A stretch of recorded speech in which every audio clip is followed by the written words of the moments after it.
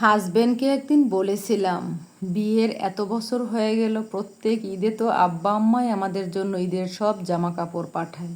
আমি তো কিছুই দিতে পারি না। আমারও তো আব্বা আম্মাকে কিছু দিতে ইচ্ছে করে।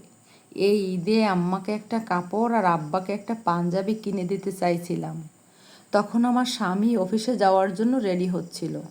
হাতে ঘড়ি পড়তে পড়তে আমার দিকে না তাকিয়েই বলল, তুমি কি ইনকাম করো? মুহূর্তেই যেন আমার সব স্বপ্ন ভেঙে চুরমার হয়ে গেল। অনেক আশা নিয়ে কথাটা বলেছিলাম। ভেবেছিলাম তিনি হয়তো হাসি মুখে বলবেন, চলো আজই কিনে আনি। কিন্তু তার বদলে এমন উত্তর শুনতে হবে সেটা কখনো ভাবিনি।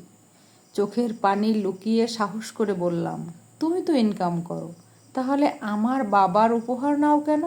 আমার বাবার বাড়ি থেকে যতক্ষণ উপহার না আসে ততক্ষণ তোমাদের পরিবারের লোকজনের মুখের দিকে তাকানো যায় না। আমার কথা শেষ না হতেই তিনি রেগে গিয়ে বললেন, ও এখন তুমি সেই উপহার নিয়ে খোঁটা দিচ্ছ?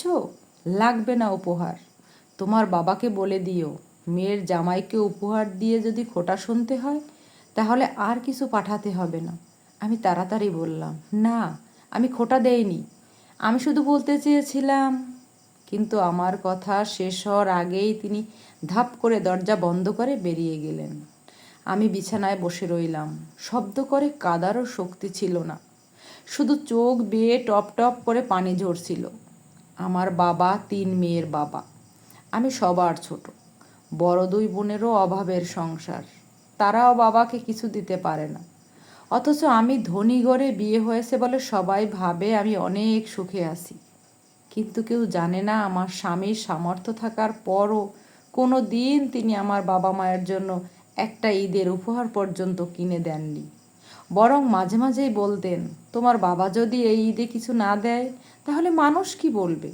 পাড়াপড়শির কাছে আমাদের মান সম্মান থাকবে? এই কথাগুলো শুনলেই বুকের ভেতরটা মোচড় দিয়ে উঠত। আমার বাবা নিজের কষ্ট কখনো মুখে প্রকাশ করেন না, কিন্তু প্রতি ঈদে 3 মেয়ের বাড়িতে উপহার নিয়ে ছুটে বেড়ান। শুধু জামাই না, আমার শ্বশুর শাশুড়ির জন্য আলাদা কাপড় কেনেন। এমনকি আমার বিয়ে না হওয়া ননদের জন্য আমার সমান দামের 3 পিস কিনে আনেন। আমি মাঝে মাঝে আল্লাহকে শুধু একটা প্রশ্নই করি, আমার বাবাকে একটা ছেলে দিলে কি খুব বেশি ক্ষতি হতো? তাহলে হয়তো এই বৃদ্ধ বয়সেও তাকে 3 মেয়ের সংসারে সম্মান বাঁচাতে এভাবে রোদে ঘামে ছুটে বেড়াতে হতো না। ঈদের 3 দিন আগে দুপুরবেলা হঠাৎ বাবা চলে এলেন। আগে থেকে কখনো খবর দেননি। এক হাতে বড় কয়েকটি শপিং ব্যাগ, অন্য হাতে মিষ্টির প্যাকেট। কপাল জুড়ে ঘাম, ক্লান্ত মুখের ছাপ। তবু আমাকে দেখেই হাসলেন। কিরে মা, কেমন আছিস? ব্যাগগুলো হাতে নিয়েই বুঝলাম কত ভারী। ভেতরে খুলে দেখি সবার জন্য আলাদা আলাদা উপহার। শ্বশুরের জন্য পাঞ্জাবি, শাশুড়ির জন্য শাড়ি, স্বামীর জন্য পাঞ্জাবি, ননদের জন্য 3 পিস, আমার জন্য 3 পিস। সবাইয়ের কথা বাবা মনে রেখেছেন, শুধু নিজের জন্য কিছু কেনার কথা মনে রাখেননি। আমি কয়েকবার বললাম, আব্বা আজকে খেয়ে তারপরে যেও। বাবা মুচকি হেসে বললেন, সময় নেই মা, তোর বড় 2 বোনের বাড়িতেও যেতে হবে, ওদের অপেক্ষা করানো ঠিক হবে না। বলেই আমার মাথায় হাত রেখে বেরিয়ে গেলেন।